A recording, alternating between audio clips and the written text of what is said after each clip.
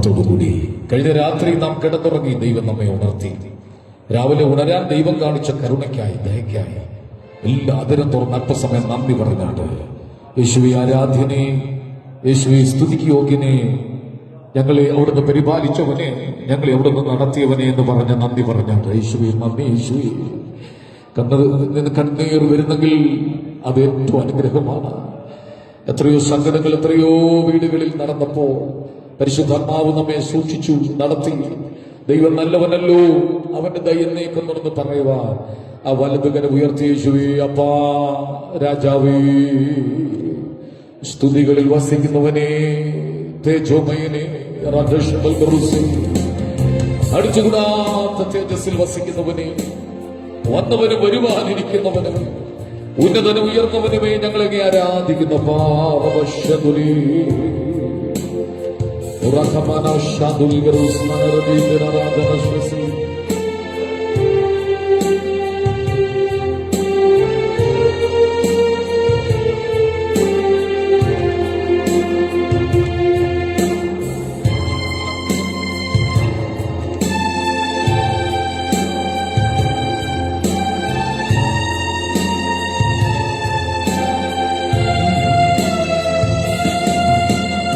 ഉന്നതന്നി അത്യുന്നതന്നി അങ്ങെപ്പോലൊരു ദൈവമില്ല.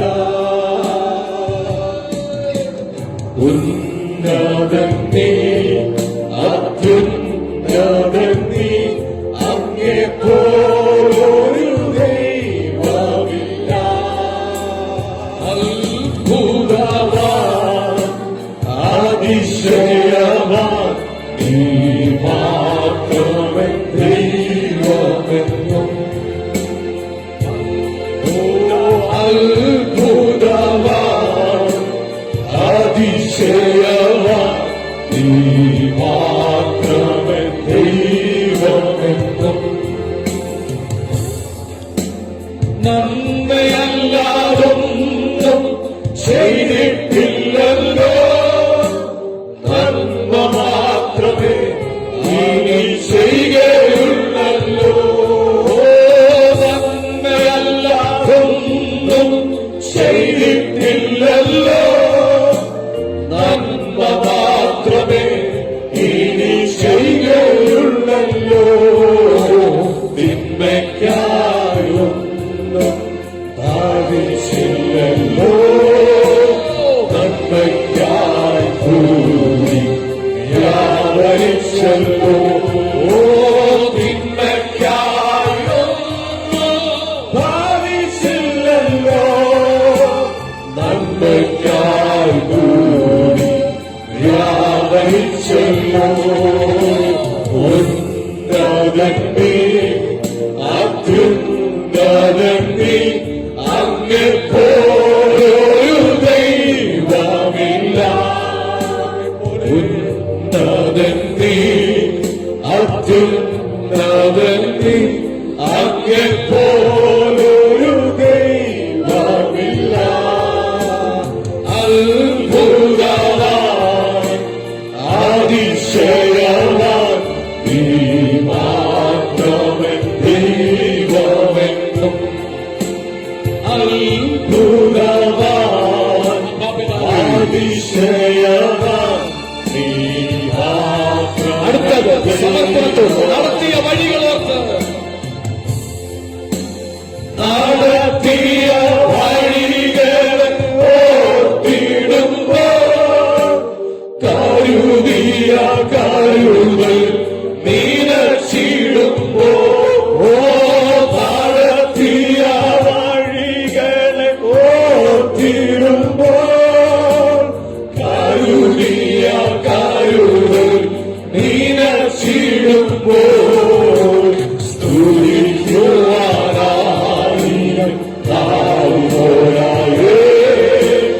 എങ്കിലും പാടി സ്തുതിക്കും, സ്തുതിക്കുവാനായിരം താഴ്പോരായേ. എങ്കിലും പാടി സ്തുതിക്കും. ഓ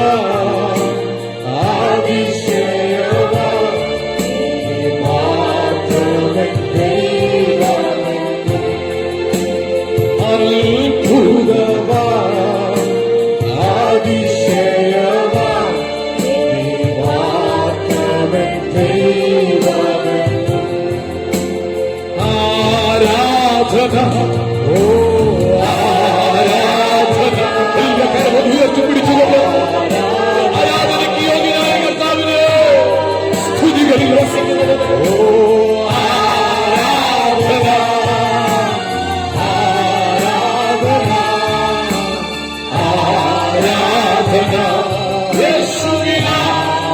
ഒരിക്കൽ കൂടെ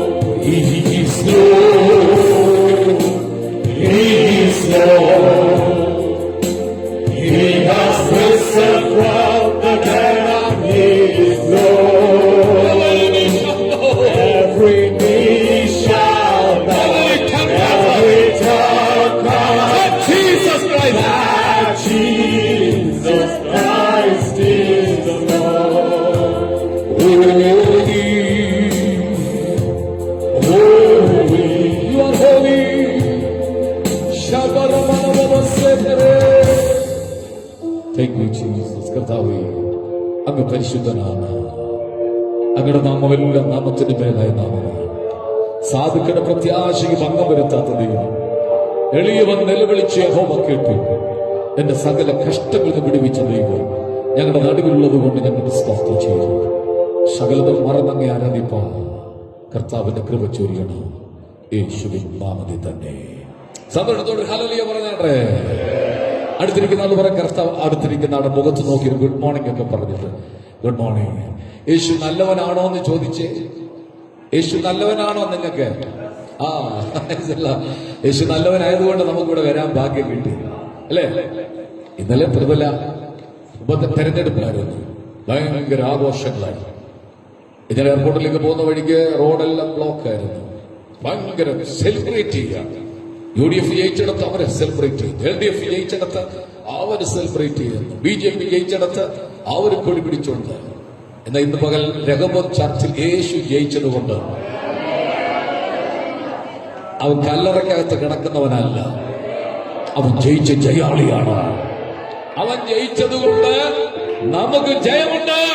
ആ കൈയൊന്ന് അടിച്ച് ദൈവത്തിന് സ്തോത്രം ചെയ്തിട്ട്, യേശു നല്ലവൻ, അവൻ വല്ലഭൻ, അവൻ ദയോ എന്നുമുള്ളത്.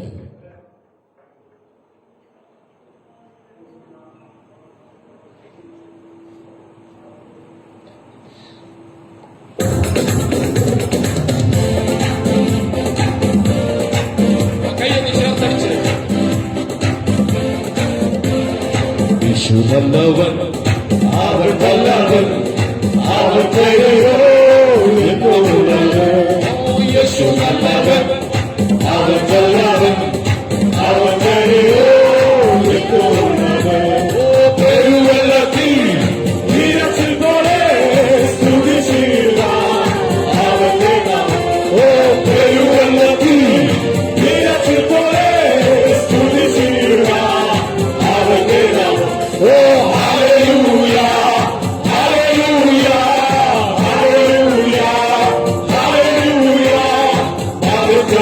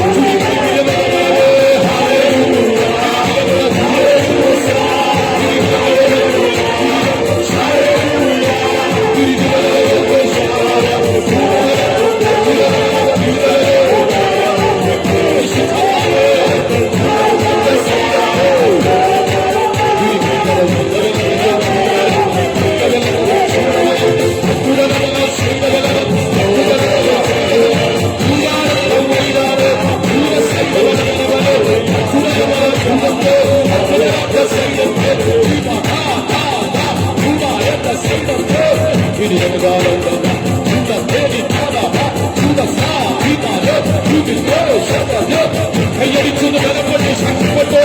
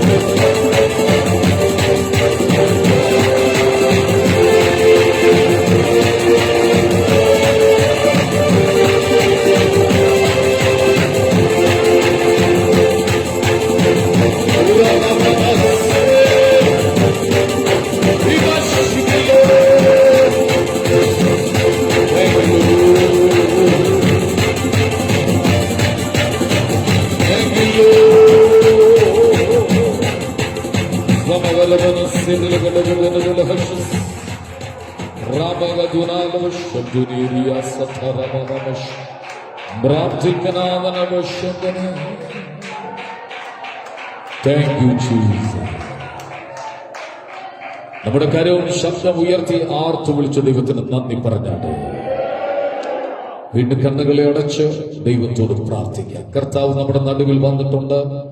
ഇന്ന് പകൽ ദൈവം നമ്മെ വീണ്ടും സഹായിക്കേണ്ടതിന് നമ്മൾ ഒന്നിച്ച് പ്രാർത്ഥിക്കുമ്പോൾ സിസ്റ്റർ ഷാരോൺ തുറന്നുള്ള ശുശ്രൂഷ വഹിച്ചുകൊണ്ട് പ്രാർത്ഥനയിൽ നമ്മെ സഹായിക്കും.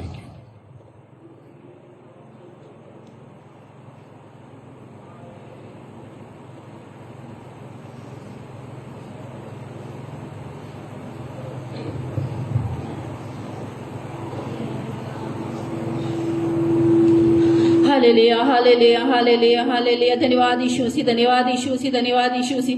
सर्वशक्तिमान स्वर्ग के पिता परमेश्वर, एक बार चरणों में आते इस समय के लिए धन्यवाद देते पिता परमेश्वर।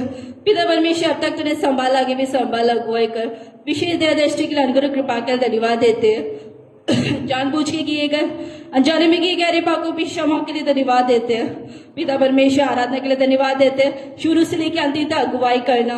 जो लोग नहीं आ पाए उनके लिए धन्यवाद देते हैं, जो लोग आए उनके लिए भी धन्यवाद देते हैं पिता परमेश्वर। तेरी महादया करना के लिए धन्यवाद देते हैं, कर के लिए धन्यवाद देते, गाने का सामर्थ्य उसके लिए धन्यवाद देते, तेरी अध्यक्ष शक्ति सामर्थ्य के लिए धन्यवाद देते हैं, पवित्र आत्मा की भरपूरी से अगुवाई के लिए धन्यवाद देते हैं पिता परमेश्वर। तेरे सदूतों का बाड़ा होने के लिए धन्यवाद देते हैं। हेवनली फादर, तेरी उपस्थिति के लिए धन्यवाद देते हैं।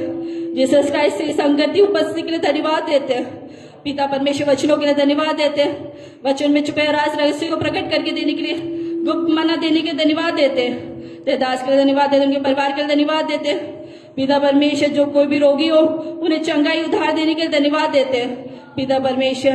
आए हुए सभी विश्वासी परिवारों के लिए धन्यवाद देते हैं पिता परमेश्वर। सबकी जरूरतों की पूर्ति के लिए धन्यवाद देते हैं। मां समाधान शांति सबके साथ बनी रहे, आत्मिक उन्नति सबके साथ बनी रहे, धन्यवाद देते हैं। यीशु मसीह के नाम से मांगते हैं, सुनो और ग्रहण करो हमारे सबके पिता परमेश्वर।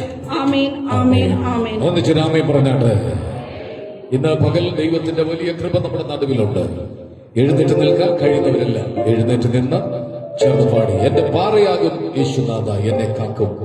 കർമ്മേലിൽ ഒറ്റയ്ക്ക് നിൽക്കേണ്ടി വന്നാലും പിടിച്ചു നിന്നോണം. ദൈവം നിനക്ക് വേണ്ടി തീ അയക്കുന്ന ദൈവമാണ്. പ്രാർത്ഥിക്കുന്നവനെ വിജയിപ്പിക്കുന്ന ഒരു ദൈവം നമ്മുടെ നടുവിലുണ്ടെന്ന് വിശ്വസിക്കുന്നവർ ആ കൈയൊന്ന് ഉയർത്തി ഉറക്കെ രാമി പറഞ്ഞാട്ടെ, എന്റെ പാറയാകും യേശുനാഥ എന്നെ കാക്കും ദൈവം നീതിയെ.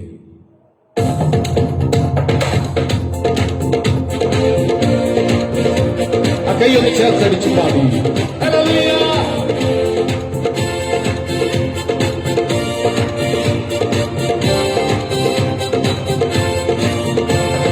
പാറയാകും യേശുനാഥ എന്നെ കാക്കും ദൈവം നീയേ. ഓ എന്റെ പാറയാകും യേശുനാഥ എന്നെ കാക്കും ദൈവം നീയേ. ഓ മഹിമയും ബലവും നിറഞ്ഞവനേ എന്നെന്നും സ്തുതി നിനക്ക്. മഹിമയും ബലവും നിറഞ്ഞവനേ എന്നെന്നും സ്തുതി നിനക്ക്. ആരാധന അങ്ങേക്ക്, ആരാധന അങ്ങേക്ക്, ആരാധന അങ്ങേക്ക്, ഓ ആരാധന അങ്ങേക്ക്. ഒരിക്കൽ കൂടെ ആരാധന അങ്ങേക്ക്, ആരാധന അങ്ങേക്ക്, ആരാധന അങ്ങേക്ക്, ആരാധന അങ്ങേക്ക്. നേരങ്ങളിൽ നിന്റെ കൂടെ തന്നുള്ളി. ഓ എന്റെ നേരങ്ങളിൽ നിന്റെ കൂടെ തന്നുള്ളി. യേശുനാഥാവിൻ ബലവായതാ ആർക്കും ഭയപ്പെടില്ല. യേശുനാഥാവിൻ ബലവായതാ ആർക്കും ഭയപ്പെടില്ല.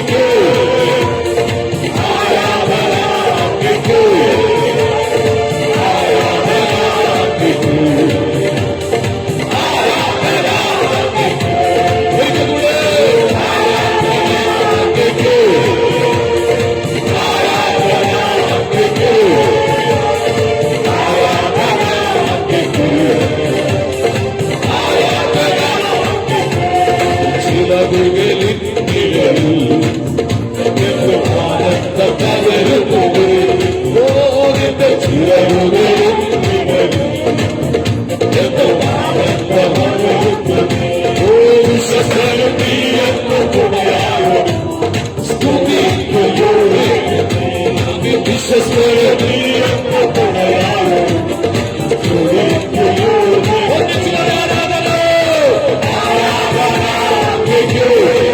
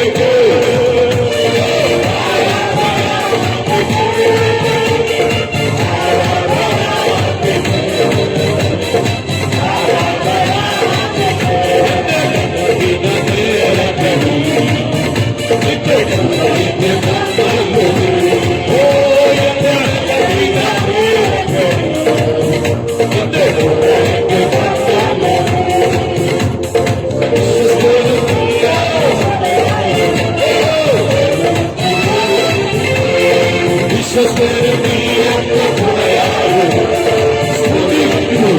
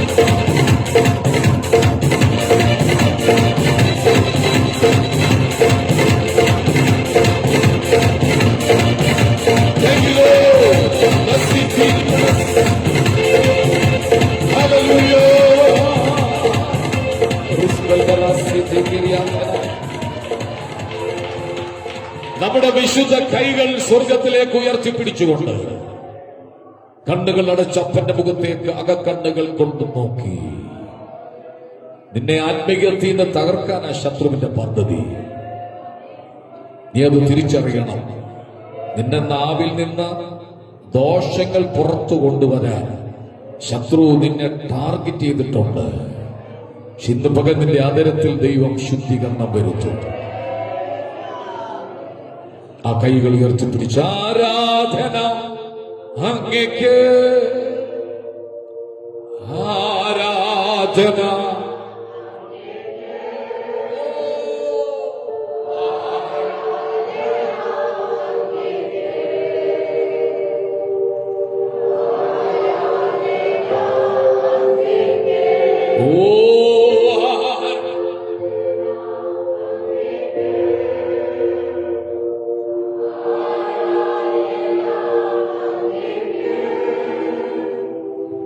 ആരാധന അങ്ങേക്ക്.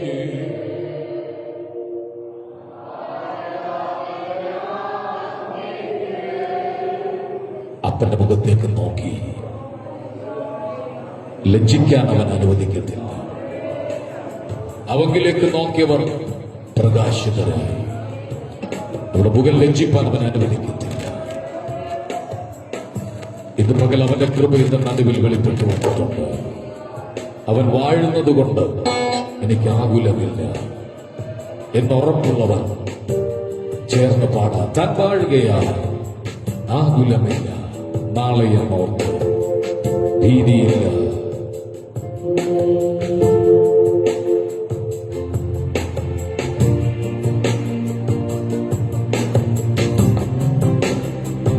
താൻ വാഴുകയാ, ആകുലമില്ല, നാളെ എന്നോർത്തു ഭീതിയില്ല,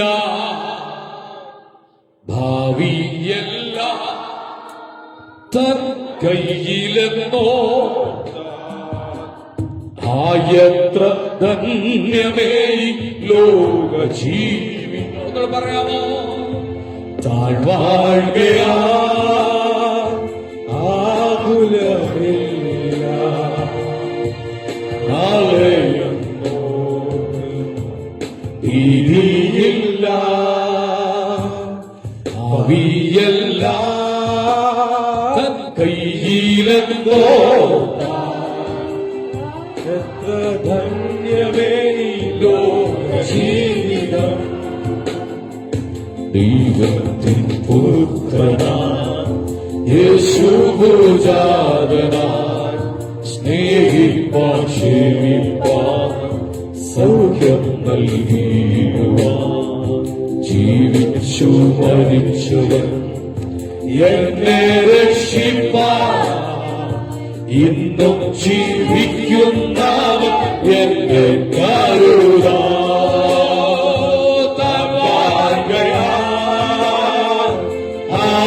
ആകുലമില്ല, നാളെയെന്നോർത്ത് ഭീതിയില്ല,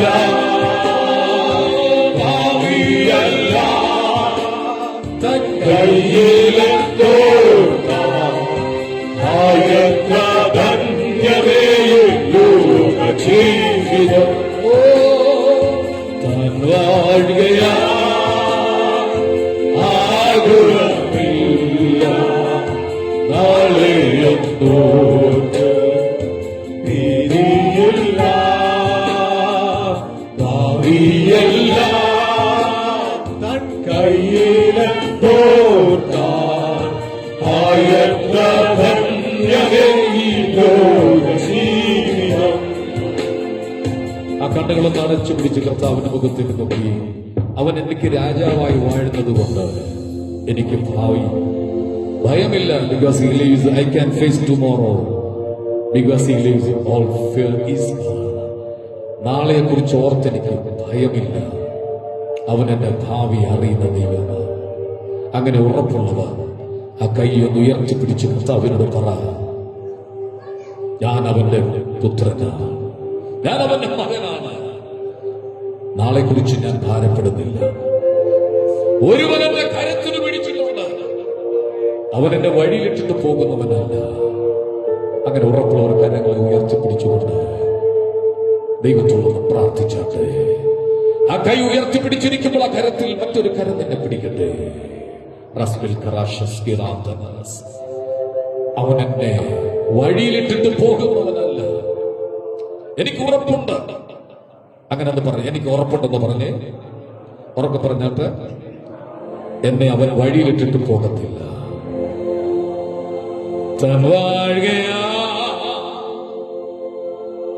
ആകുലമില്ല, ഒന്നിനെ കുറിച്ചും വിചാരപ്പെടരുത്. മനസ്സ് പറയുന്നു, നിങ്ങളുടെ ആവശ്യങ്ങൾ സ്തോത്രത്തോട് അറിയിക്കണം. തൻവാഴ്കയാ, ആകുലമില്ല. അങ്ങനെ ഉറപ്പുള്ളവർ മാത്രം ഒന്ന് പറഞ്ഞേ, നാളെയെന്നോർത്തു ഭീതിയില്ല, ഭാവിയല്ല തൻ കയ്യിലെന്നോ എത്ര. ഒന്ന് ചിരിച്ചോട്ട്, ഒന്ന് ചിരിച്ചോട്ടൊക്കെ പാടിക്കേ. താൻ വാഴുകയാ, ആകുലമില്ല, നാളെ കർത്താവ് നിന്നെ നോക്കുമ്പോൾ നിന്റെ മുഖത്തൊരു പുഞ്ചിരി കാണണം. വിഷമിച്ച് നിൽക്കരുത്. ഭാരപ്പെട്ട് നിൽക്കരുത്. ഭാവിയെല്ലാം തൻ കയ്യിലെന്നോ ആയത്ര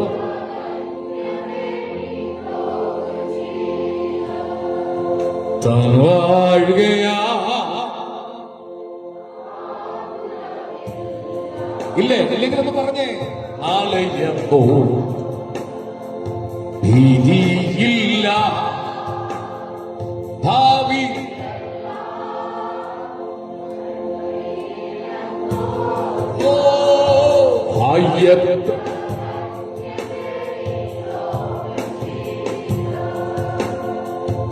താൻ വാഴുകയാ.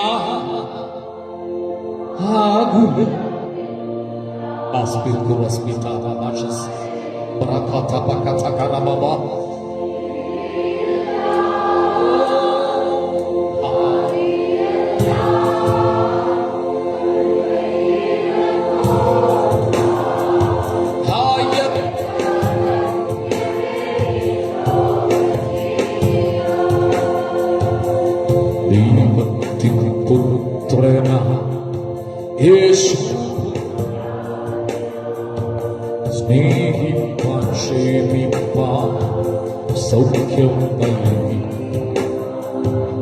ജീവിച്ചു മരിച്ചവൻ എന്നെ രക്ഷിപ്പാൻ ഇന്നും ജീവിക്കും. ഇനി ഒന്നിച്ചൊന്ന് പറഞ്ഞു. താൻ വാഴുക ഉറക്കെ പറഞ്ഞേ. താൻ വാഴും. അവൻ രാജാവായി വാഴുന്നു, അവൻ കർത്താവായി വാഴുന്നു.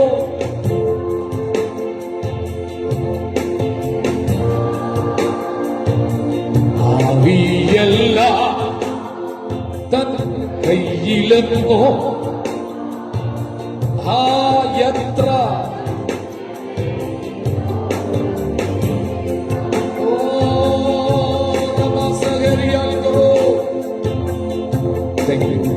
താങ്ക് യു മോനെ. മെല്ലെ മെല്ലെ മെല്ലെ കൈകളൊന്ന് ഉയർത്തിപ്പിടിച്ചു. സഹോദരന്മാർ, എത്രത്തോളം ഈ കഴിഞ്ഞ ദിവസം ഒരാൾ പറഞ്ഞ് പാസ്റ്ററെ ഒന്ന് പ്രാർത്ഥിക്കാം, എന്റെ കൈ പൊങ്ങുന്നില്ല.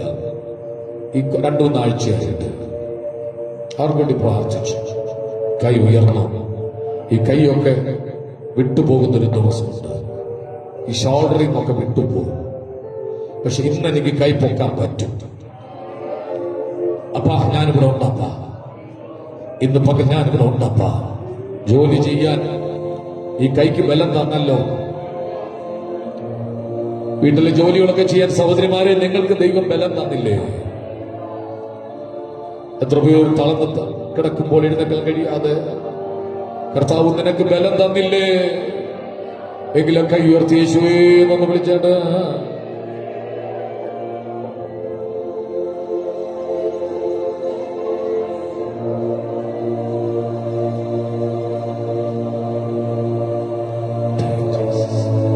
കർത്താവുമായിട്ടൊന്ന് കണക്ട് ആയിക്കുക. മനസ്സ് പതറിപ്പോകുന്നെങ്കിൽ, ചിന്താഭാരങ്ങളിൽ വ്യാകുലപ്പെടുന്നെങ്കിൽ മനസ്സ് ശുദ്ധമാകട്ടെ.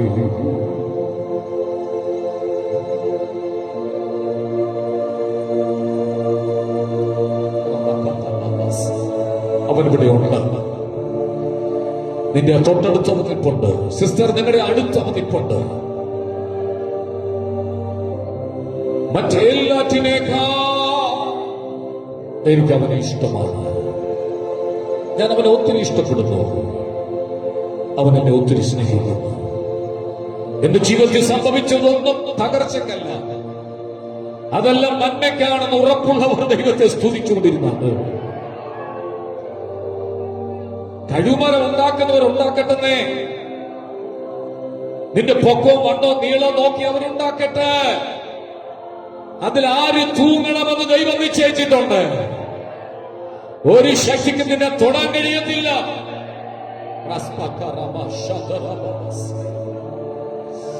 ഭയങ്കര ദൈവസാന്നിധ്യം, ഭയങ്കര ദൈവസാന്നിധ്യം. എന്തോ എനിക്കറിയത്തില്ല, അനേകരെ കർത്താവ് തൊടുന്നു. ഒരുപാട് ആളുകളുടെ കണ്ണുകൾ നിറയുന്നുണ്ട്. ഹൃദയം സന്തോഷം കൊണ്ട് തുടിക്കുന്നുണ്ട്. എല്ലാ ഭാരങ്ങളും ഇറക്കി വെക്കാൻ നല്ലൊരു ഇടം ഇവിടെയാണ്. എല്ലാ വേദനകളും ഇറക്കി വെക്കാൻ പറ്റിയവരിട്. കഴിഞ്ഞ മീറ്റിംഗിൽ ഞാൻ ഓർപ്പിച്ചതുപോലെ വീടിനകത്ത് പെണ്ണിനമാർ നിന്നെ കുത്തിമുറിപ്പെടുത്തുന്നെങ്കിൽ ഹന്നയെ ആലയത്തിൽ വന്നതുകൊണ്ട് നിനക്കൊരു മറുപടി ദൈവം തരാൻ പോകുക.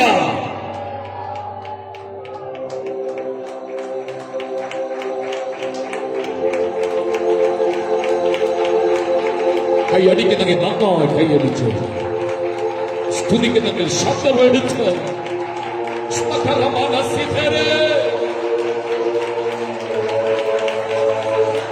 സ്വപ്നങ്ങളും പ്രതീക്ഷകളും ഒക്കെ തകരുമെന്ന് തോന്നും.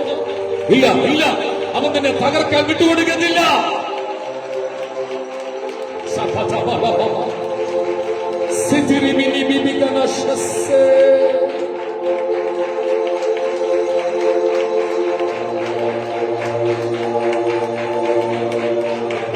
ദൈവം നിനക്ക് തന്ന നല്ല സമയമാ. ദൈവത്തെ മുറുകെ പിടിച്ചോണം. ഈ വർഷം അവസാനിക്കാൻ കുറെ ദിവസം മാത്രമേ ഉള്ളൂ. പക്ഷെ നടത്തിയ വഴികൾ ഓർത്ത്, കരുതിയ കരുതലോർത്ത് കൈയൊന്നടിച്ച് എല്ലാ സഹോദരന്മാരും സഹോദരിമാരും രണ്ട് കൈയും ചേർത്ത് ഉച്ചത്തിൽ അടിച്ച് അന്യഭാഷയിൽ ഒന്ന് ദൈവത്തെ ആരാധിച്ചാട്ട്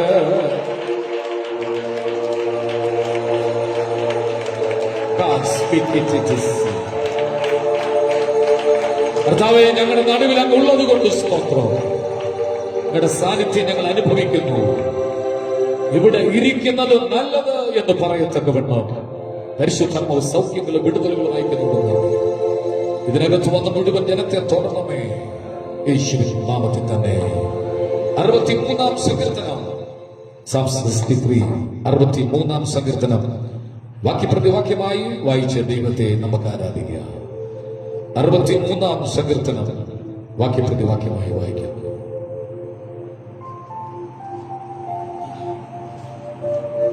ദൈവമേ, നീ എന്റെ ദൈവം. അധികാലത്തെ ഞാൻ നിന്നെ അന്വേഷിക്കും. വെള്ളമില്ലാതെ ഉണങ്ങി വരേണ്ട ദേശത്ത് എന്റെ ഉള്ളം നിനക്കായി ദാഹിക്കുന്നു. എന്റെ ദേഹം നിനക്കായി കാംക്ഷിക്കുന്നു. നിന്റെ ദയ ജീവനേക്കാൾ നല്ലതാകുന്നു. എന്റെ അതിരുകൾ നിന്നെ സ്തുതിക്കും.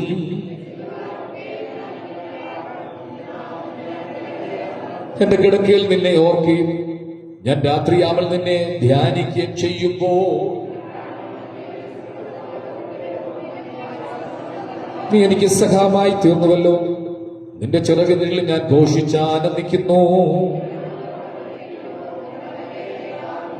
എന്നാൽ അവർ സ്വന്തം നാശത്തിനായി എനിക്ക് പ്രാണഹാനി വരുത്തുവാൻ നോക്കുന്നു. അവർ ഭൂമിയുടെ അധോഭാഗങ്ങളിലേക്ക് ഇറങ്ങിപ്പോകും. അടുത്ത വാക്യം കൂടെ ചേർന്ന് വായിച്ചേട്ടെ.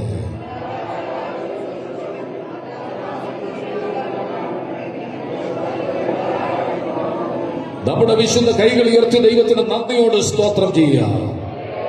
നമ്മുടെ കർത്താവ് ആരാധനയ്ക്ക് യോഗ്യനാകിയ സ്തോത്രം ചെയ്യുക. അവൻ നമ്മെ പാപത്തിൽ നിന്ന് രക്ഷിച്ചുകൊണ്ട് സ്തോത്രം ചെയ്യുക.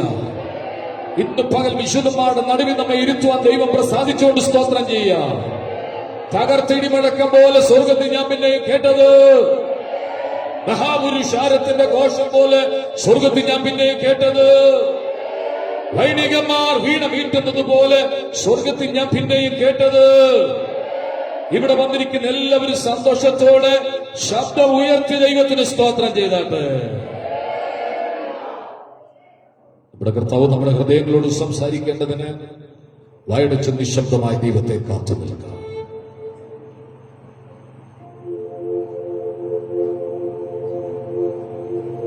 ദൈവമേ, സ്വർഗ്ഗപിതാവേ, അങ്ങയുടെ വലിയ കൃപയ്ക്ക് നന്ദി പറയുകയാണ്. അങ്ങയുടെ വചന കേൾപ്പാൻ ഞങ്ങൾ നമ്മുടെ കാൽക്കലിരിക്കുകയാണ്. ദേശത്തിന്റെ വിവിധ ഇടങ്ങളിൽ നിന്നും ജനത്തെ കൂട്ടിവരുത്തിക്കൊണ്ട് സ്തോത്രം. ഞങ്ങളോട് സംസാരിക്കണം യേശുവിൻ നാമത്തിൽ തന്നെ. പ്രാർത്ഥനയോടെ എല്ലാവർക്കും ദൈവത്തിന്റെ സന്നിധിയിലായിരിക്കാം. സത്യത്തിലും ആത്മാവിലും ദൈവത്തെ ആരാധിപ്പാൻ ദൈവം കൂട്ടിവരുത്തിയ ദൈവജനത്തിനായി നന്ദിയോടെ സ്തോത്രം ചെയ്യുക. വന്ന നിമിഷം മുതൽ ദൈവത്തിന്റെ വലിയ കൃപ ഇതിന് നടുവിൽ വെളിപ്പെട്ടുകൊണ്ടിരിക്കുകയായിരുന്നു. ആത്മനിറവിൽ ആരാധിപ്പാൻ, ആത്മാവിൽ ശക്തിപ്പെടുവാൻ, എന്റെ ഭാഷയിൽ ദൈവത്തോട് സംസാരിപ്പാനൊക്കെ ദൈവം തന്ന വിലപ്പെട്ട നിമിഷത്തിനായി നന്ദി പറയുക. എന്ന് ചില ആളുകൾ പുതിയതായി വന്നിട്ടുണ്ട്. അവരെയെല്ലാം കരങ്ങളെ അടിച്ച് നമ്മുടെ ചർച്ചിലേക്ക് നമുക്ക് സ്വാഗതം ചെയ്യാം.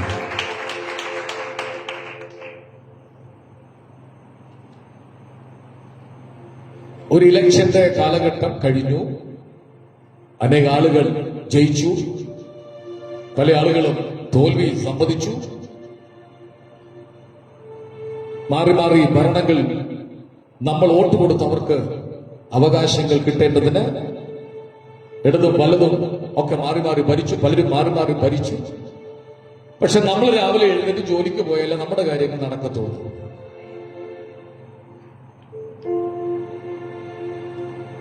അതുകൊണ്ട് അത് മറന്നു പോകാതെ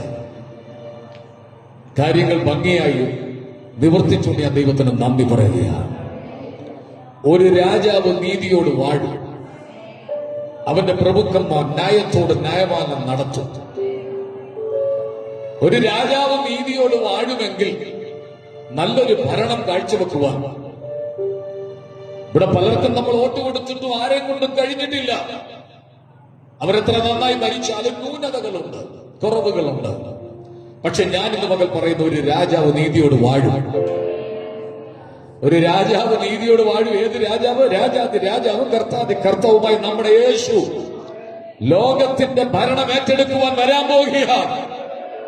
അത് വിശ്വസിച്ച് ഒന്നിച്ച് ഹാമ്യം പറഞ്ഞാട്ടെ. മാറി മാറി ഭരിച്ച സാമ്രാജ്യങ്ങൾ തകർന്നുപോയി. ബാബിലോണിയ സാമ്രാജ്യം ഏറ്റവും ശക്തിയുള്ള ഒരു സാമ്രാജ്യമായിരുന്നു. നെബൂഖദ്നേസറിന്റെ കാലഘട്ടത്തിലെ ബാബിലോൺ സാമ്രാജ്യം. 2 മേദ്യ പാർസിയ സാമ്രാജ്യമായിരുന്നു.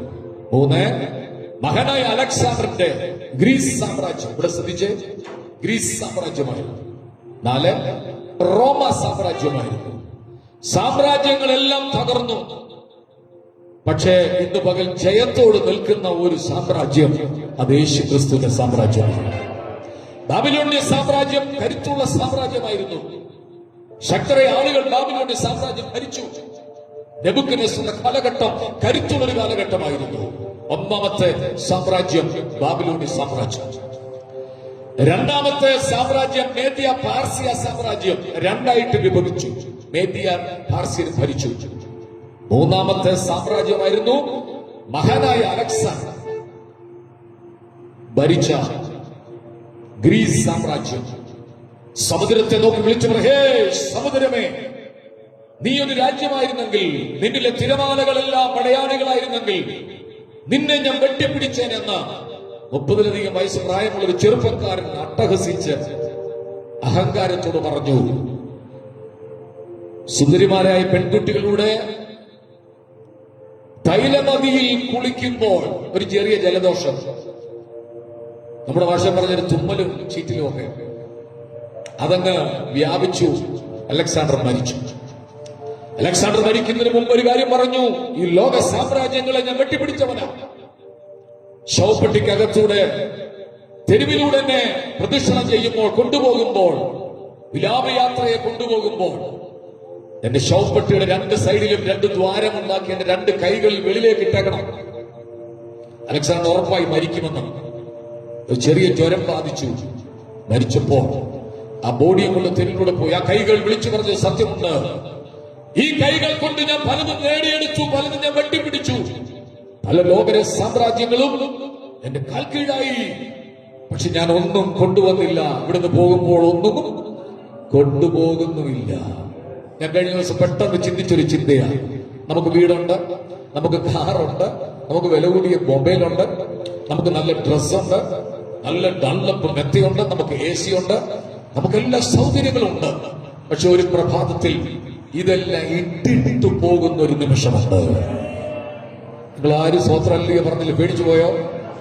പേടിച്ചു പോയിട്ടാണ് സ്വത്രം പറയാത്തത്. ഉറക്കിയ ഒരു സ്വത്രം പറഞ്ഞ ഇട്ടിട്ട് പോകുന്ന ഒരു ദിവസമുണ്ട്. അന്ന് പറയും, ആ 2 ലക്ഷത്തിന്റെ മൊബൈൽ എനിക്ക് കൊണ്ടുപോകാൻ പറ്റിയില്ല. നല്ല റൂമിൽ, ഡീലക്സ് റൂമിൽ ഞാൻ കിടന്നുറങ്ങി. എനിക്കിപ്പോ തണുപ്പ്, ചൂട് എന്നെ തിരിച്ചറിയാൻ കഴിയുന്നില്ല. മൃഷ്ടാന ഭോജനം ഞാൻ കഴിച്ചു, എന്താന്ന് എനിക്കറിയത്തില്ല. ഒരു ദിവസം നാം ഇവിടെ വിട്ടു പോകുന്നുണ്ട്, ദിവസമുണ്ട്. പക്ഷെ ലഭിച്ച സമയം കർത്താവിനെ പ്രസാദിപ്പിച്ചോണം. ഇന്ന് പകൽ ദൈവത്തെ പ്രസാദിപ്പിക്കാൻ വന്നവർക്കായി ഞാൻ ദൈവത്തിന് സ്തോത്രം ചെയ്യുക. നിന്റെ ആത്മീയത്തെ തകർക്കുന്ന ഒരു കാര്യത്തിലും നീ ഇടപെടരുത്. പ്രവോക്ക് ചെയ്യാൻ ആളുകൾ വരും. നിന്റെ വായിന്ന് വല്ലതും കേൾക്കാൻ വേണ്ടി നിന്നെ കൊണ്ട് എന്തെങ്കിലുമൊക്കെ പറയിപ്പിച്ച് ചീത്ത വിളിപ്പിച്ച് ബഹളം ഉണ്ടാക്കി നിന്റെ ആത്മീയത്തെ തകർക്കാൻ ആളുകൾ നിനക്കെതിരെ എഴുന്നേൽക്കും. പക്ഷെ നീ തിരിച്ചറിഞ്ഞോണം, അവിടുന്ന് ഓടി രക്ഷപ്പെട്ടോണം. എന്തുകൊണ്ട്? നിനക്കൊരു നിത്യത ഒരുക്കിയിട്ടുണ്ട്. നാലാമത്തെ സാമ്രാജ്യമായിരുന്നു റോമാ സാമ്രാജ്യം. റോമാ സാമ്രാജ്യമാണ് യേശുക്രിസ്തുവിന്റെ കാലഘട്ടങ്ങളിൽ ഉണ്ടായിരുന്ന സാമ്രാജ്യം. മഹാന്മാരും കരുത്തരും ശക്തരും ഒക്കെ ഭരിച്ച സാമ്രാജ്യങ്ങൾ തച്ചുടഞ്ഞു പോയപ്പോൾ ഇനി വരാൻ പോകുന്ന ഒരു ദൈവാധിപത്യത്തിന്റെ സാമ്രാജ്യമാണ്. ദൈവം ജനത്തെ സൃഷ്ടിച്ചപ്പോൾ ദൈവാധിപത്യത്തിലായിരുന്നു മനുഷ്യൻ.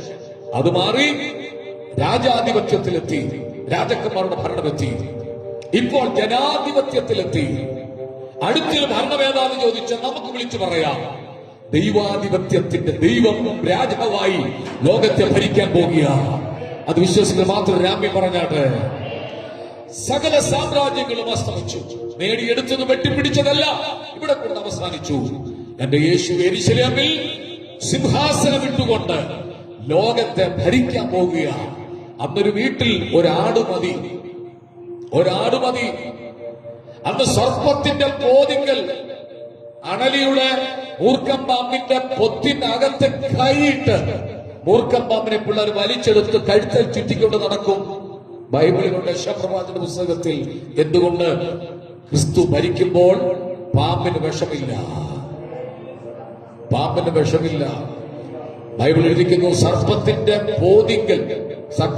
പോതിനടുത്ത് കൂടിനടുത്ത് ആ ഓട്ടയ്ക്കകത്ത് എന്താ പറയുന്നത്, ആ ഗുഹയ്ക്കകത്ത് അവിടെ വാതൊക്കെ ഇരുന്ന് കളിക്കും. അതൊരു വീട്ടിൽ ഒരു ആട് മതി. ആടിനെ കിട്ടുന്ന പാല് കൊണ്ട് ഉപജീവനം കഴിക്കും. ജയിലിൽ ആളുകളില്ല, പോലീസുകാർക്ക് ജോലിയില്ല. സമത്വസുന്ദരമായ ഏറ്റവും മനോഹരമായ ഒരു സാമ്രാജ്യം ഇവിടെ ഉടലെടുക്കാൻ പോവുകയാണ്. ഞാൻ പാപം വിട്ടത്, ഞാൻ മദ്യപാനം വിട്ടത്, ഞാൻ കഞ്ചാവും കള്ളും വിട്ടത്, ഞാൻ പള്ളി വിട്ടതും ആചാരങ്ങളും അനുഷ്ഠാനങ്ങളും വിട്ടത്, ഞാൻ സുഖങ്ങളെല്ലാം വിട്ടത് എന്തിനാണെന്നറിയാമോ? ഒരു രാജ്യം കർത്താവ് എനിക്ക് തരാൻ പോവുകയാണ്. കർത്താവ് പറഞ്ഞു, ഞാൻ നിങ്ങൾക്ക് സ്ഥലമൊരുക്കാൻ പോകുന്നു. ഞാൻ പോയി സ്ഥലമൊരുക്കിയ ഞാൻ ഇരിക്കുന്നിടത്ത് നിങ്ങളെയും വന്ന്. ഇതെല്ലാം വിട്ടത് അതുകൊണ്ടാണ്. നശിച്ചു പോകുന്ന രാഷ്ട്രീയത്തിന്റെ പുറകെ പോയി സമയം കളയാത്തത് അതുകൊണ്ടാണ്. എന്ന് വിളിക്കാത്തത് അതുകൊണ്ടാണ്. വെട്ടേൽക്കാനും വഴക്കുണ്ടാക്കാനും ഗുണ്ടായിസത്തിനും ഒന്നും പോകാത്തത് അതുകൊണ്ടാണ്. ഏതുകൊണ്ട്? ഒരു രാജാവ് നീതിയോട് വാഴും. യേശു രാജ്യം ഭരിക്കാൻ വരുന്നത് കൊണ്ട് ഇപ്പോഴേ ഒന്ന് കൈ അടിച്ച് കർത്താവിനെ ഒന്ന് സ്വത്രം പറഞ്ഞാട്ട് ഞാൻ പെട്ടെന്ന് വിഷയത്തിലേക്ക് പ്രവേശിക്കട്ടെ. ഈ വർഷം അതിവേഗം നമ്മെ വിട്ട് കടന്നു പോവുകയാണ്. ഒരു ചെറിയ സന്ദേശം ഞാൻ നിങ്ങളുമായി പങ്കുവെക്കാം. പരിശുദ്ധാത്മാ നമ്മോട് സംസാരിക്കട്ടെ. വേഗത്തിൽ എല്ലാവരും ബൈബിൾ ഒന്ന് തുറന്നാട്ടെ. ലൂക്കോസിന്റെ സുവിശേഷം 11-ാം അധ്യായത്തിന്റെ 5-ാമത്തെ വാക്യം. അതിനു മുമ്പ് 9-ാമത്തെ വാക്യം ആദ്യം വായിക്കാം.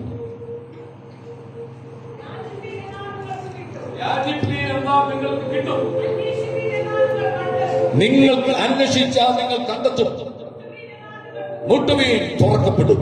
നമുക്ക് വളരെ പരിചയമുള്ള ഭാഗമാണ്. യാചിപ്പീൻ എന്നാൽ നിങ്ങൾക്ക് കിട്ടും, മുട്ടുവീൻ എന്നാൽ നിങ്ങൾക്ക്. ആ മുട്ടുവീൻ എന്ന വാക്ക് ഒരു ചെറിയ ചിന്ത പറഞ്ഞ അവസാനിപ്പിക്കും.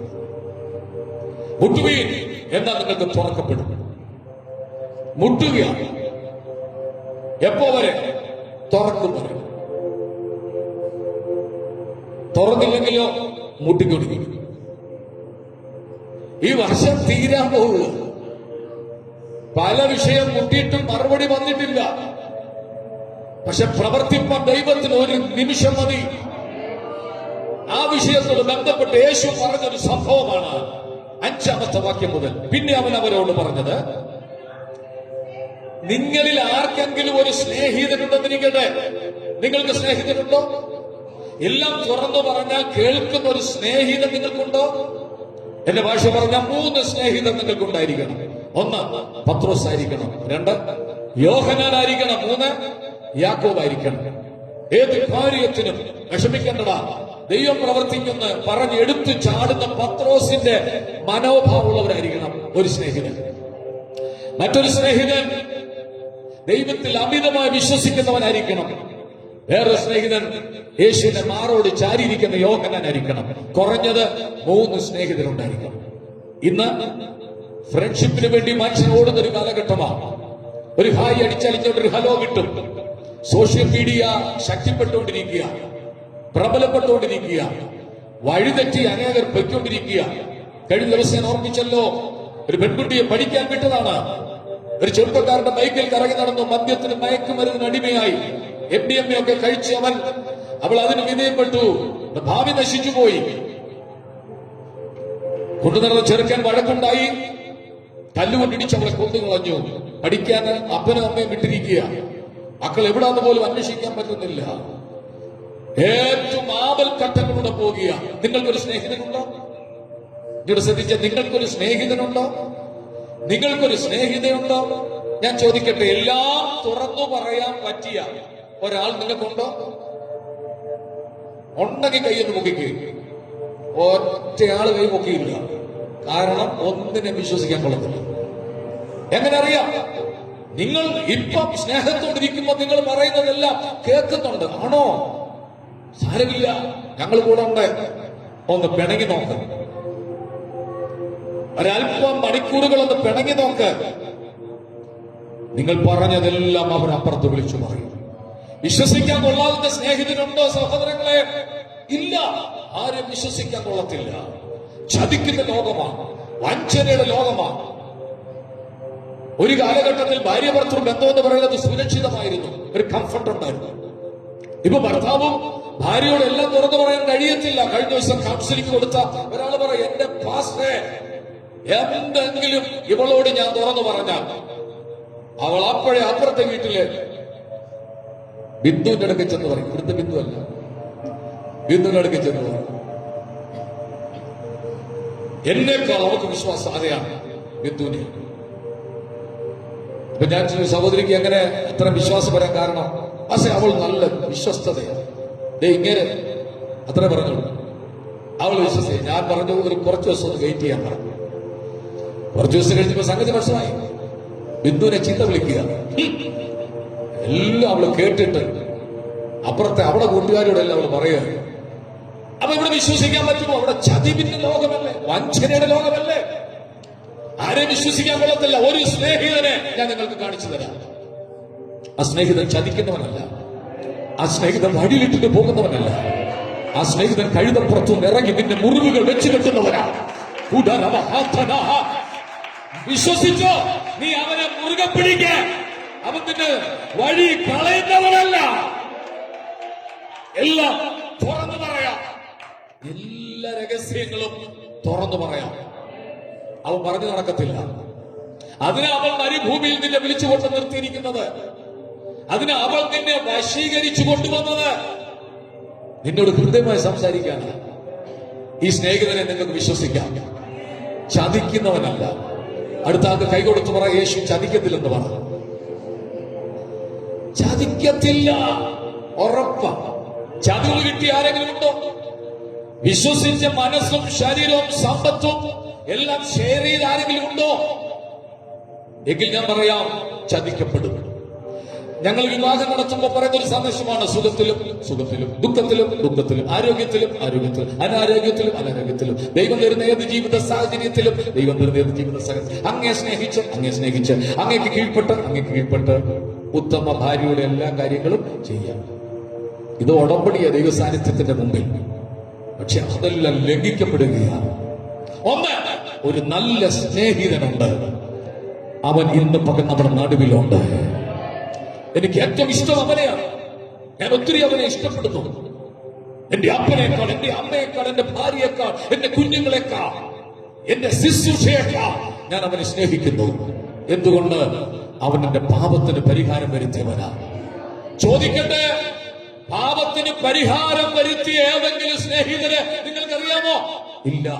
പാപത്തിന് പരിഹാരം വരുത്തിയ ഒരു സ്നേഹിതനുമില്ല. വീട് കിടക്കുമ്പോൾ എണ്ണയും വീഞ്ഞും വെച്ച് കെട്ടി സത്രത്തിൽ കൊണ്ടെത്തിച്ചൊരു സ്നേഹിതൻ നിങ്ങൾക്കുണ്ടോ? ഇല്ല. കണ്ടിട്ട് കാണാതെ പോയവരാണ് ഒരുപാട് ആളുകൾ. ഈ സ്നേഹിതനെ എനിക്ക് വിശ്വസിക്കാം. ഉറക്കെ പറഞ്ഞാട്ട്, സ്നേഹിതൻ ഒത്തിരി സ്നേഹിതന്മാരുണ്ട്. രക്ഷിക്കുന്ന സ്നേഹിതനുണ്ട്, അർദ്ധരാത്രിയിൽ സഹായിക്കുന്ന സ്നേഹിതനുണ്ട്, ഹൃദ്യമായി സംസാരിക്കുന്ന സ്നേഹിതനുണ്ട്, മടങ്ങി വരുന്ന സ്നേഹിതനുണ്ട്, വെല്ലമൊക്കെ തരുന്ന സ്നേഹിതനുണ്ട്. പക്ഷെ ജീവൻ തന്ന സ്നേഹിതൻ യേശു മാത്രമാണ്. ഓർത്ത് വിളിച്ച് രാമ്യം പറഞ്ഞാട്ട് പിന്നെ അവൻ അവരോട് പറഞ്ഞു, നിങ്ങൾ ആർക്കെങ്കിലും ഒരു സ്നേഹിതനുണ്ടെന്നിരിക്കട്ടെ. അവൻ അർദ്ധരാത്രിയിൽ അവന്റെ വീട്ടിൽ വന്നു. ഇന്നത്തെ പോലെ ഫോൺ ഒന്നും ആരുടെ കയ്യിലില്ല, ഇമെയിൽ അയക്കാൻ വേണ്ടി ജിമെയിൽ ഒന്നുമില്ല, ഒരു സിസ്റ്റമില്ല. ആ കാലഘട്ടങ്ങളിൽ വിളിക്കാതാണ് കയറി വരുന്നത്. നിങ്ങൾ ശ്രദ്ധിക്കാൻ, രണ്ട് സ്നേഹിതർ. ഈ സ്നേഹിതൻ വന്ന സമയം എപ്പോഴാണ്? അർദ്ധരാത്രി. ഉറക്കെന്ന് പറഞ്ഞ് ഒന്നാമത്തെ തൂത് അർദ്ധരാത്രിക്കകത്തൂടെ ഞാൻ തരാൻ പോവുക. സ്നേഹിതൻ വന്നിരിക്കുന്നത് അർദ്ധരാത്രിയിലാണ്. അർദ്ധരാത്രിയിൽ മനുഷ്യൻ ഉറങ്ങുന്ന സമയം, മൃഗങ്ങളെല്ലാം ശാന്തമായി ഉറങ്ങുന്നു, പക്ഷികൾ ഉറങ്ങുന്ന സമയം, നിശബ്ദത, എങ്ങും തളം കെട്ടിക്കിടക്കുന്ന അന്തരീക്ഷം. അർദ്ധരാത്രി കൂരിട്ട് ആർക്കും ഇറങ്ങി പുറപ്പെടാൻ ഇഷ്ടമില്ലാത്ത സമയം, അപകടങ്ങൾ ഉണ്ടാകാൻ സാധ്യതയുള്ള സമയം, അനർത്ഥങ്ങൾ സംഭവിക്കാൻ സാധ്യതയുള്ള സമയം. ഏത് സമയം? വാ തുറന്ന് ഉറക്കെന്ന് പറഞ്ഞ് അർദ്ധരാത്രിയിൽ ഒരു സ്നേഹിതൻ വന്നിരിക്കുക. ഞാൻ ചോദിക്കട്ടെ, മോനിഞ്ഞു വന്നേ, അക്കുഞ്ഞു വന്നേ, മോനോടിഞ്ഞു വരാം. സ്റ്റേജ് വരുന്നോണ്ട് കുഴപ്പമുണ്ടോ? ആ കുഞ്ഞ് കുഴപ്പമില്ല, വന്നാണ്. അവൻ ആദ്യമായിട്ട് വന്നോണ്ട് അത് നല്ലൊരു പ്രസംഗനായി മാറും. അവനെ കുറിച്ച് പ്രവചനം ഞാൻ പണ്ട് പറഞ്ഞത്. ഓടി ഈ മോൻ ഒരു ശുശ്രൂഷകനായി മാറും. ഇവനെ കുറിച്ച് വലിയ പ്രവചനം ഇവിടെ പഴയ ബിൽഡിംഗ് വന്നപ്പോ പരിശുദ്ധമ്മ പറഞ്ഞതാണ്. അപ്പൊ ഇദ്ദേഹം വീടിനകത്ത് കുഞ്ഞുങ്ങളുമായി കിടന്നുറങ്ങുക. നമ്മുടെ സ്നേഹിതൻ അക്കു സ്നേഹിതൻ വീട്ടിൽ വന്നു. ഏത് സമയമാണ്? ഉറക്കെ പറഞ്ഞു സഹോദരന്മാരോട് പറഞ്ഞിട്ട്. അർദ്ധരാത്രി. എങ്ങനെ വന്നു? ടോർച്ചുണ്ടോ, മെഴുതിരിയുണ്ടോ, ചുട്ടുകെട്ടി കത്തിച്ചാണ് വന്ന ഒന്നും അറിയില്ല. രാത്രി വന്നു. ഇദ്ദേഹത്തിന്റെ വാതിൽ മുട്ടിയപ്പോൾ ഇദ്ദേഹം തുറന്നോ? പറഞ്ഞു തുറന്നു. ഇദ്ദേഹത്തിന്റെ സ്നേഹിതനാ വന്നിരിക്കുന്നത്. ഇദ്ദേഹം പിള്ളേരോട് കിടന്നുറങ്ങുക. ഇപ്പൊ കാണാം. ഇദ്ദേഹത്തിന്റെ വീട്ടിൽ സ്നേഹിതൻ വന്ന് മുട്ടിയപ്പോ കനകു തുറന്നു. അവർ തമ്മിൽ സ്നേഹ ചുംബനങ്ങൾ. ചോദ്യം എന്തായിരിക്കും ആദ്യത്തെ? വെല്ലോ? അതാണ് ആദ്യം ചോദിക്കേണ്ടത്. വെല്ലോ കഴിച്ചു? ഇദ്ദേഹം എന്ത് പറഞ്ഞു? ഒരു തട്ടുകടയില്ലായിരുന്നു. നമ്മുടെ ഭാഷ പറഞ്ഞു ഒന്നുമില്ല, കഴിക്കാനില്ല, വീടിന്റെ അകത്തൊന്നുമില്ല. നമ്മുടെ ഭാഷ പറഞ്ഞ പ്ലേറ്റ് എല്ലാം കാലിയാക്കി കഴുകി വെച്ച് കിടന്നുറങ്ങുക. ഇനി ഇദ്ദേഹത്തിന് പിള്ളേരുണ്ട്. അവിടെ എഴുതിയിട്ടുണ്ട് ഒരു കുട്ടിയല്ല, പിള്ളേരല്ല എന്റെ കൂടെ. അപ്പൊ പിള്ളേരെല്ലാം ആരുടെ കൂടെ കിടക്കുന്ന രാത്രി? അച്ഛന്റെ കൂടെ. കാരണം അച്ഛൻ ഞെട്ടിയാൽ പിള്ളേരെല്ലാം എഴുന്നേറ്റിരുന്ന് കാറി കൂകി ഉറക്കം കളയും. അപ്പൊ ഇദ്ദേഹം ഉറങ്ങുമ്പോ സ്നേഹിതൻ വന്ന് മുട്ടിയപ്പോ ഇദ്ദേഹം തുറന്നു കൊടുത്തോ? തുറന്നു കൊടുത്തു. വീട്ടിലേക്ക് വിളിച്ചു. പിള്ളേർ ഉണർന്നത് ഒരു പ്രശ്നമല്ല. കാരണം വന്നിരിക്കുന്ന ഏറ്റവും വിലപ്പെട്ട ഒരു സ്നേഹിതനാണ്. ആദ്യത്തെ ചോദ്യം, നീ വല്ലോ കഴിച്ചോ? ഉത്തരം, ഒന്നും കഴിച്ചില്ല. ഇരിക്കെ ഭാര്യയോട് പറഞ്ഞു, നമ്മുടെ ഭാഷയിൽ ഒരു കാപ്പി ഇടാൻ പറഞ്ഞു. ഇടി വല്ലോ ഉണ്ടോ? ഒന്നുമില്ല. നാളെ കൂടി കരുതലില്ല. രാവിലെ എഴുന്നേൽക്കുമ്പോ എന്തെങ്കിലും ഉണ്ടാക്കി കഴിക്കാം. അവിടെ ആ വീടിനകത്ത് ഒന്നുമില്ല. അർദ്ധരാത്രിയിൽ വന്നിരിക്കുന്ന സ്നേഹിതന് കൊടുക്കുവാൻ ഒന്നുമില്ലെന്നറിഞ്ഞപ്പോ അബി ഓടി വന്നത്. ഈ സ്നേഹിതൻ സുഹൃത്തിനെ അവിടെ ഇരുത്തിയിട്ട് തൊട്ടപ്പുറത്തുള്ള തന്റെ ഏറ്റവും അടുത്തൊരു സ്നേഹിതൻ തൊട്ടടുത്ത് താമസിക്കുക. ഇദ്ദേഹം ഓടിയിട്ട് കിടന്നുറങ്ങുന്ന മനുഷ്യന്റെ വീടിന്റെ വാതിൽ എന്ത് ചെയ്തു? മുട്ടിക്കൊണ്ടിരുന്നു. എത്ര സമയം? മറുപടി ലഭിക്കുന്നത് വരെ. കോളിംഗ് ബെല്ലില്ല. രാത്രിയിൽ മാന്യമായി കിടന്നുറങ്ങുന്ന മനുഷ്യനെ ഉണർത്താൻ ലജ്ജയില്ലേടോ തനിക്ക്? മാന്യമായി കിടന്നുറങ്ങുന്ന മനുഷ്യനെ ഉണർത്താൻ തനിക്ക് ലജ്ജയില്ലേ? ഇപ്പൊ എന്റെ വിഷയം ലജ്ജയല്ല, എനിക്ക് ചില കാര്യങ്ങൾ നേടിയെടുക്കാനുണ്ട്. യേശുവിനെ നല്ല പ്രാർത്ഥിച്ചുകൊണ്ടിരുന്നാട്ട് എനിക്ക് ലജ്ജയല്ല പ്രശ്നം, എനിക്ക് അഭിമാനമല്ല വിഷയം.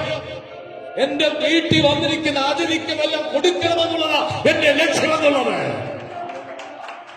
ഇതെന്റെ ഗുരു പറഞ്ഞ വിഷയമാണ്, എന്റെ കർത്താവ് പറഞ്ഞ വിഷയമാണ്. മുട്ടിക്കൊണ്ടിരുന്നാണ് ഇത് എവിടെ തന്നെ ഇതെല്ലാം മുട്ടിക്കൊണ്ടിരുന്ന ഡോറൊന്ന് സങ്കല്പിച്ച് കൈവേദന എടുക്കരുത്. കേൾക്കുന്നുണ്ടോ? ഇല്ല. കാരണം എന്താണ്? അർദ്ധരാത്രി എന്ത് ചെയ്യുന്നു? ഉറക്കമാ, നല്ല ഉറക്കം.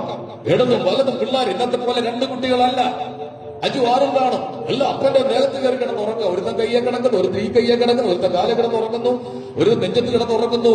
നല്ല ഉറക്കം. മുട്ടുന്നു. ഇന്നത്തെ ആദ്യത്തെ ദൂത് അർദ്ധരാത്രിയിൽ കതക് തുറക്കുന്ന ഒരു ദൈവപ്രവൃത്തി വെളിപ്പെടാൻ പോവുകയാണ്. ആർക്കോ വേണ്ടി ഇന്ന് പക ദൈവം ശലിക്കാൻ പോവുകയാണ്. ഈ വർഷത്തിന്റെ തുടക്കം മുതൽ ലജ്ജ കൂടാതെ, മാനമില്ലാതെ, അഭിമാനം നോക്കാതെ മുട്ടിക്കൊണ്ടിരുന്ന ദൈവവൈദ്യരെ നിനക്ക് വേണ്ടി സ്വർഗം തുറക്കാൻ പോവുകയാണ്.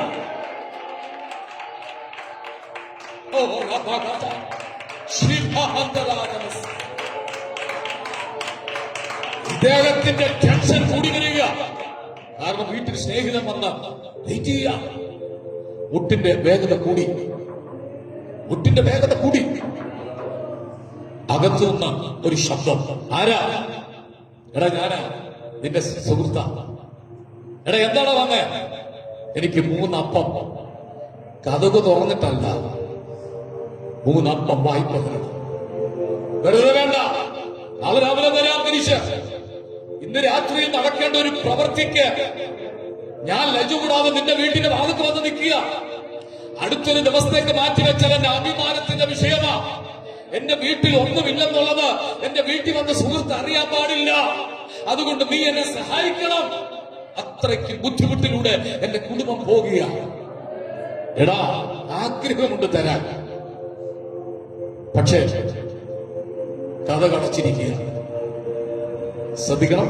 ഈ വർഷം മുട്ടിയിട്ടും തുറക്കാതെ കഥ അടച്ചിട്ട് കിടന്നവരുണ്ടോ? എടാ, ഏതാണേലും കഥ അടച്ചു കിടല്ലേ നീ ഉറങ്ങുന്നത്? ആ കഥയിലല്ലേ ഈ ആള് വന്ന് മുട്ടിക്കൊണ്ടിരിക്കുന്നത്? കഥ അടഞ്ഞത് കൊണ്ടല്ലേ മുട്ടിയത്? വഴി അടഞ്ഞത് കൊണ്ടല്ലേ കരഞ്ഞത്? ബുദ്ധിമുട്ട് വന്നത് കൊണ്ടല്ലേ ദൈവത്തോട് യാചിച്ചത്? ഇന്ന് രാത്രി നിനക്ക് വേണ്ടി ഞാൻ തുറക്കുമെന്ന് ദൈവം പറയുകയാണ്. കൈയടിച്ചൊന്ന് ദൈവത്തിന് മഹത്വം കൊടുത്താട്ടെ.